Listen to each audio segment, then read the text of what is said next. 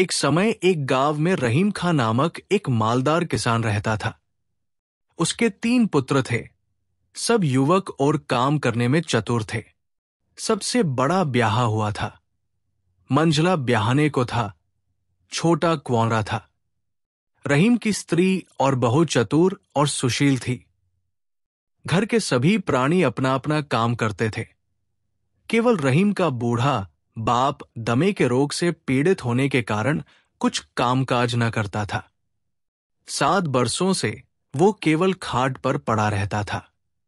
रहीम के पास 3 बैल, 1 गाय, 1 बछड़ा, 15 भेड़ें थी। स्त्रियां खेती के काम में सहायता करती थी। अनाज बहुत पैदा हो जाता था। रहीम और उसके बाल बच्चे बड़े आराम से रहते। अगर पड़ोसी करीम के लंगड़े पुत्र कादिर के साथ इनका एक ऐसा झगड़ा न छिड़ गया होता जिससे सुख चैन जाता रहा था। जब तक बूढ़ा करीम जीता रहा और रहीम का पिता घर का प्रबंध करता रहा, कोई झगड़ा नहीं हुआ। वो बड़े प्रेम भाव से, जैसा कि पड़ोसियों में होना चाहिए, एक दूसरे की सहायता करते रहे।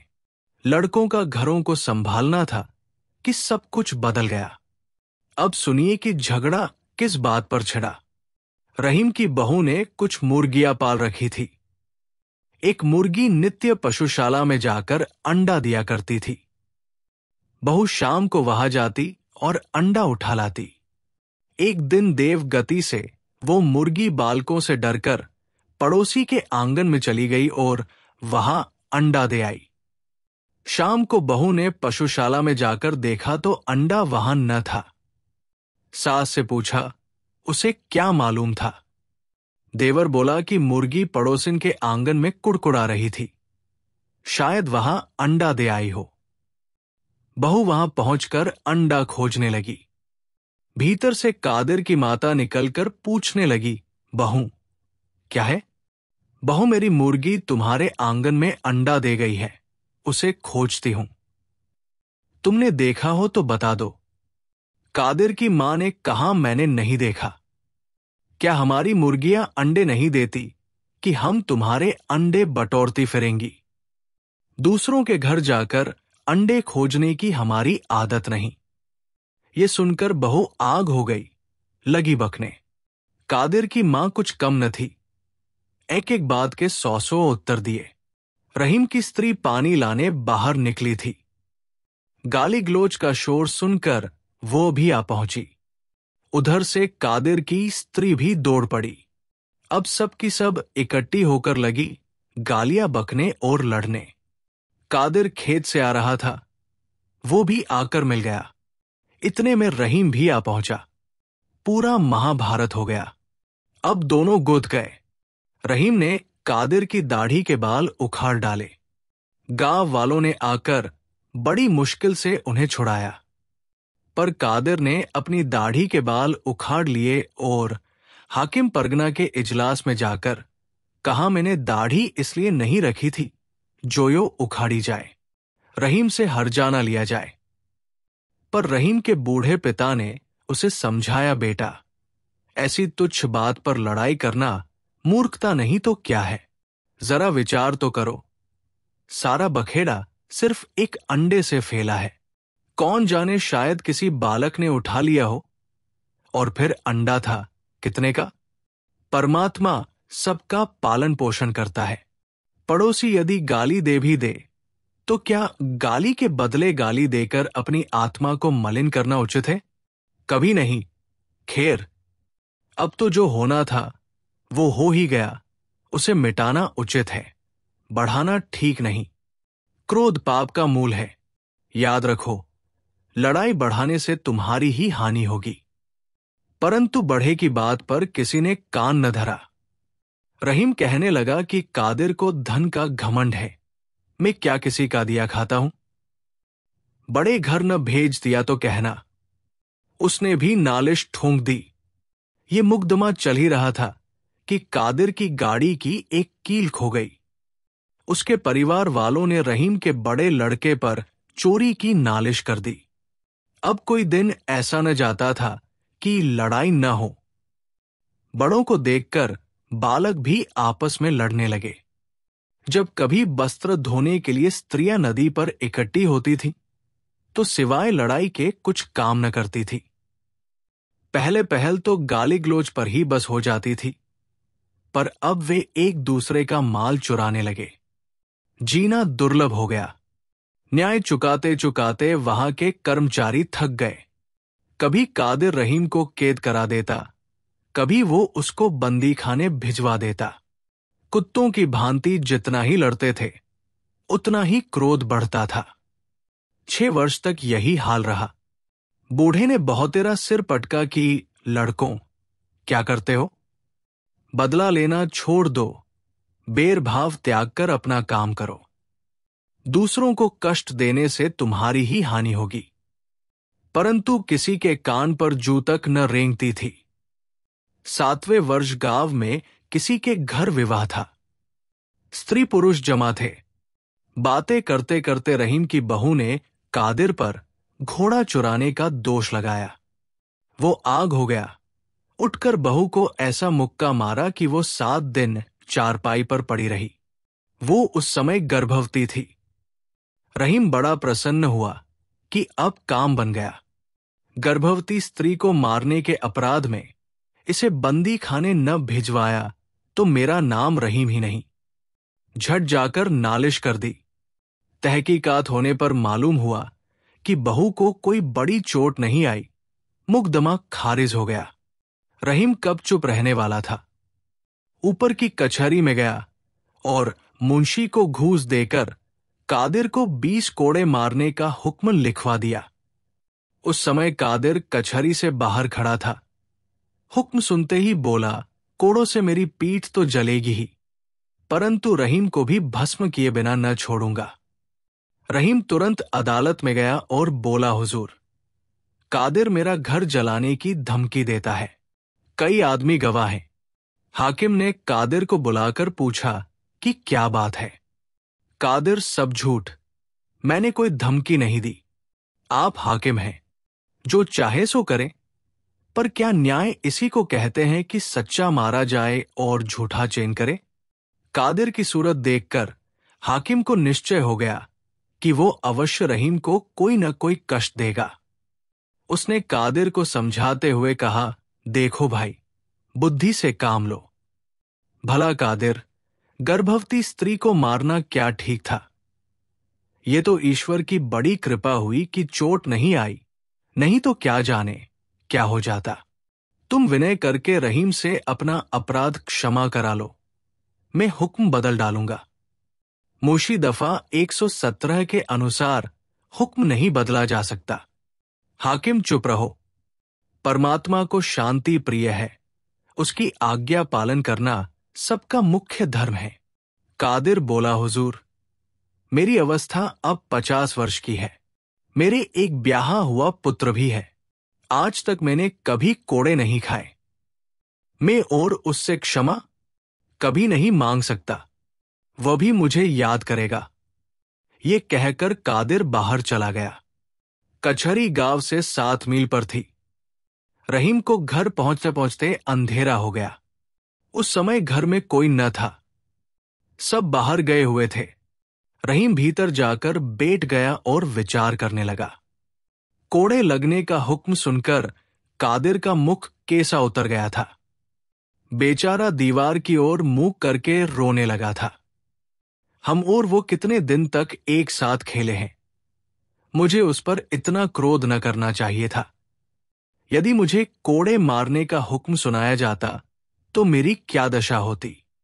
इस पर उसे कादिर पर दया आई। इतने में बढ़े पिता ने आकर पूछा, कादिर को क्या दंड मिला? रहीम, 20 कोड़े। बूढ़ा बुरा हुआ। बेटा, तुम अच्छा नहीं करते। इन बातों में कादिर की उतनी ही हानि होगी जितनी तुम्हारी। भला मैं ये पूछता हूं कि कादिर पर कोड़े पड़ने से तुम्हें क्या लाभ होगा? रहीम, वो फिर ऐसा काम नहीं करेगा। बूढ़ा क्या नहीं करेगा? उसने तुमसे बढ़कर कौन सा बुरा काम किया है? रहीम, वाह वाह, आप विचार तो करें कि उसने मुझे कितना कष्ट दिया है। स्त्री मरने से बची, अब घर जलाने की धमकी देता है। तो क्या मैं उसका जस गाऊं? बूढ़ा आ भरकर, बेटा, मैं घर में पड़ा रहता हूं और तुम सर्वत्र घूमते हो, इसलिए तुम मुझे मूर्ख समझते हो। लेकिन द्रोह ने तुम्हें अंधा बना रखा है। दूसरों के दोष तुम्हारे नेत्रों के सामने हैं, अपने दोष पीठ पीछे है। भला मैं पूछता हूं कि कादिर ने क्या किया? एक के करने से भी कभी लड़ाई हुआ करती है? कभी नहीं। दो बिना लड़ाई नहीं हो सकती। यदि तुम शांत स्वभाव के होते, लड़ाई कैसे होती? भला जवाब तो दो। उसकी दाढ़ी के बाल किसने उखाड़े? उसका भूसा किसने चुराया? उसे अदालत में किसने घसीटा? तिस पर सारे दोष कादिर के माथे ही थोप रहे हो। तुम आप बुरे हो, बस यही सारे झगड़े की जड़ है। क्या मैंने तुम्हें यही शिक्षा दी है? क्या तुम नहीं जानते कि मैं और कादिर का पिता किस प्रेम भाव से रहते थे? यदि किसी के घर में अन्न चुक जाता था तो एक दूसरे से उधार लेकर काम चलता था। यदि कोई किसी और काम में लगा होता था तो दूसरा उसके पशु चरा लाता था। एक को किसी वस्तु की जरूरत होती थी तो दूसरा तुरंत दे देता था। न कोई लड़ाई थी न झगड़ा, प्रेम प्रीतिपूर्वक जीवन व्यतीत करता था। अब तो तुमने महाभारत बना रखा है। क्या इसी का नाम जीवन है? हाय हाय, ये तुम क्या पाप कर्म कर रहे हो? तुम घर के स्वामी हो, यमराज के सामने तुम्हें उत्तर देना होगा। बालकों और स्त्रियों को तुम क्या शिक्षा दे रहे हो? गाली बकना और ताने देना। कल तारावती पड़ोसिन धन देवी को गालियां दे रही थी। उसकी माता पास बैठी सुन रही थी। क्या यही भलमनसी है? क्या गाली का बदला गाली होना चाहिए? नहीं टा, नहीं। महापुरुषों का वचन है कि कोई तुम्हें गाली दे तो सह लो, वो स्वयं पछताएगा। यदि कोई तुम्हारे गाल पर एक चपत मारे तो दूसरा गाल उसके सामने कर दो, वो लज्जित और नम्र होकर तुम्हारा भक्त हो जाएगा। अभिमान ही सब दुख का कारण है, तुम चुप क्यों हो गए? कया मैं झूठ कहता हूं? रहीम चुप रह गया, कुछ नहीं बोला। बूढ़ा महात्माओं का वाक्य क्या असत्य है? कभी नहीं। उसका एक एक अक्षर पत्थर की लकीर है। अच्छा, अब तुम अपने इस जीवन पर विचार करो। जब से ये महाभारत आरंभ हुआ है, तुम सुखी हो अथवा दुखी? जरा हिसाब तो लगाओ कि इन मुकदमों, वकीलों और जाने-आने में कितना रुपया खर्च हो चुका है। देखो, तुम्हारे पुत्र कैसे सुंदर और बलवान हैं, लेकिन तुम्हारी आमदनी घटती जाती है। क्यों? तुम्हारी मूर्खता से। तुम्हें चाहिए कि लड़कों सहित खेती का काम करो, पर तुम पर तो लड़ाई का भूत सवार है, वो चैन लेने नहीं देता। पिछले साल जई क्यों नहीं उगी? इसलिए कि समय पर नहीं बोई गई। मुग्ध में चलाओ कि जई बो। बेटा, अपना काम करो, खेती बाड़ी को संभालो। यदि कोई कष्ट दे तो उसे क्षमा करो। परमात्मा इसी से प्रसन्न रहता है। ऐसा करने पर तुम्हारा अंतःकरण शुद्ध होकर तुम्हें आनंद प्राप्त होगा। रहीम कुछ नहीं बोला। बूढ़ा बेटा, अपने बूढ़े मूर्ख पिता का कहना मानो। जाओ, कचहरी में जाकर आपस में राजीनामा कर लो। कल शबेरात है। कादिर के घर जाकर नम्रतापूर्वक उसे नेवता दो और घर वालों को भी यही शिक्षा दो कि बेर छोड़कर आपस में प्रेम बढ़ाएं। पिता की बातें सुनकर रहीम के मन में विचार हुआ कि पिताजी सच कहते हैं। इस लड़ा झगड़े से हम मिट्टी में मिले जाते हैं, लेकिन इस महाभारत को किस प्रकार समाप्त करूं? बूढ़ा उसके मन की बात जानकर बोला, बेटा, मैं तुम्हारे मन की बात जान गया। लज्जा त्याग जाकर कादिर से मित्रता कर लो। फैलने से पहले ही चिंगारी को बुझा देना उचित है। फैल जाने पर फिर कुछ नहीं बनता। बूढ़ा कुछ और कहना चाहता था कि स्त्रियां कोलाहल करती हुई भीतर आ गई। उन्होंने कादिर के दंड का हाल सुन लिया था। हाल में पड़ोसिन से लड़ाई करके आई थी। आकर कहने लगी कि कादिर ये भय दिखाता है कि मैंने घूस देकर हाकिम को अपनी ओर फेर लिया है। रहीम का सारा हाल लिखकर महाराज की सेवा में भेजने के लिए विन्य पत्र तैयार किया है। देखो क्या मजा चखाता हूं। आधी जायदाद न छीन ली तो बात ही क्या है। ये सुनना था कि रहीम के चित्त में फिर आग दहक उठी। आषाढ़ी बोने की ऋतु थी। करने को काम बहुत था। रहीम भूसोल में गया और पशुओं को भूसा डालकर कुछ काम करने लगा। इस समय वो पिता की बातें और कादिर के साथ लड़ाई सब कुछ भूला हुआ था। रात को घर में आकर आराम करना ही चाहता था कि पास से शब्द सुनाई दिया, वो दुष्ट वध करने ही योग्य है, जी कर क्या बनाएगा। इन शब्दों ने रहीम को पागल बना दिया। वो चुपचाप खड़ा कादिर को गालियां सुनाता रहा। जब वो चुप हो गया तो वो घर में चला गया। भीतर आकर देखा कि बहू बेटी ताक रही है, स्त्री भोजन बना रही है, बड़ा लड़का दूध गर्म कर रहा है, मंझला झाड़ू लगा रहा है, छोटा भैंस चराने बाहर जाने को तैयार है। सुख की ये सब सामग्री थी, परंतु पड़ोसी के साथ लड़ाई का दुख सहा न जाता था। वो जला भुना भीतर आया। उसके कान में पड़ोसी के शब्द गूंज रहे थे। उसने सबसे लड़ना आरंभ किया। इतने में छोटा लड़का भैंस चराने बाहर जाने लगा। रहीम भी उसके साथ बाहर चला आया। लड़का तो चल दिया, वो अकेला रह गया। रहीम मन में सोचने लगा, कादिर बड़ा दुष्ट है। हवा चल रही है, ऐसा न हो पीछे से आकर मकान में आग लगाकर भाग जाए। क्या अच्छा हो कि जब वो आग लगाने आए तब उसे मैं पकड़ लूं। बस फिर कभी नहीं बच सकता। अवश्य उसे बंदी खाने जाना पड़े। ये विचार करके वो गली में पहुंच गया। सामने उसे कोई चीज हिलती दिखाई दी। पहले तो वो समझा कि कादिर है, पर वहां कुछ न था, चारों ओर सन्नाटा था। थोड़ी दूर आगे जाकर देखता क्या है कि पशुशाला के पास एक मनुष्य जलता हुआ फूस का पूला हाथ में लिए खड़ा है।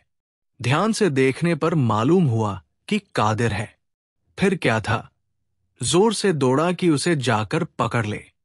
रहीम अभी वहां पहुंचने न पाया था कि छप्पर में आग लगी।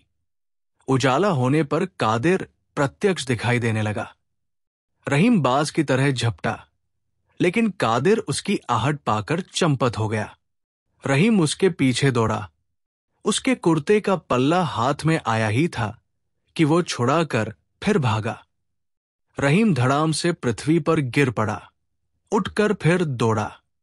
इतने में कादिर अपने घर पहुंच गया। रहीम वहां जाकर उसे पकड़ना चाहता था कि उसने ऐसा लठ मारा कि रहीम चक्कर खाकर बेसुध हो धरती पर गिर पड़ा। सुध आने पर उसने देखा कि कादिर वहां नहीं है। फिर कर देखता है तो पशुशाला का छप्पर जल रहा है। ज्वाला प्रचंड हो रही है और लपटें निकल रही हैं। रहीम सिर पीट कर पुकारने लगा, भाइयों ये क्या हुआ?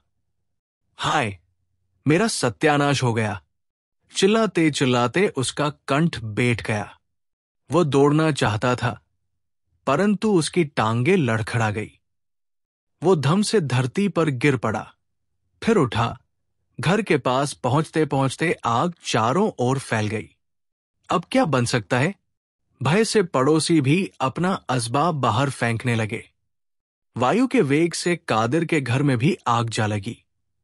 यहां तक कि आधा गांव जलकर राख का ढेर हो गया। रहीम और कादिर दोनों का कुछ न बचा। मुर्गियां, हल, गाड़ी, पशु, वस्त्र, अन्न, भूस आदि सब कुछ स्वाहा हो गया। इतना अच्छा हुआ कि किसी की जान नहीं गई। आग रात भर जलती रही। वो कुछ असबाब उठाने भीतर गया, परंतु ज्वाला ऐसी प्रचंड थी कि जा न सका। उसके कपड़े और दाढ़ी के बाल झुलस गए। प्रातःकाल गांव के चौधरी का बेटा उसके पास आया और बोला, रहीम तुम्हारे पिता की दशा अच्छी नहीं है, वो तुम्हें बुला रहे हैं। रहीम तो पागल हो रहा था। बोला, कौन पिताजी? चौधरी का बेटा, तुम्हारे पिता। इसी आग ने उनका काम तमाम कर दिया है। हम उन्हें यहां से उठाकर अपने घर ले गए थे। अब वो बच नहीं सकते। चलो अंतिम भेंट कर लो। रहीम उसके साथ हो लिया। वहां पहुंचने पर चौधरी ने बूढ़े को खबर दी कि रहीम आ गया है। बूढ़े ने रहीम को अपने निकट बुलाकर कहा, बेटा, मैंने तुमसे क्या कहा था? गांव किसने जलाया? रहीम कादिर ने। मैंने आप उसे छप्पर में आग लगाते देखा था। यदि मैं उसी समय उसे पकड़कर पूले को पैरों तले मल देता तो आग कभी न लगती। बूढ़ा रहीम, मेरा अंत समय आ गया। तुमको भी एक दिन अवश्य मरना है, पर सच बतलाओ कि दोष किसका है? रहीम चुप हो गया। बूढ़ा, बताओ, कुछ बोलो तो। फिर ये सब किसकी करतूत है? किसका दोष है? रहीम आंखों में आंसू भरकर, मेरा। पिताजी, क्षमा कीजिए, मैं खुदा और आप दोनों का अपराधी हूं। बूढ़ा रहीम, रहीम, हां पिताजी। बूढ़ा, जानते हो अब क्या करना उचित है? रहीम, मैं क्या जानूं, मेरा तो अब गांव में रहना कठिन है।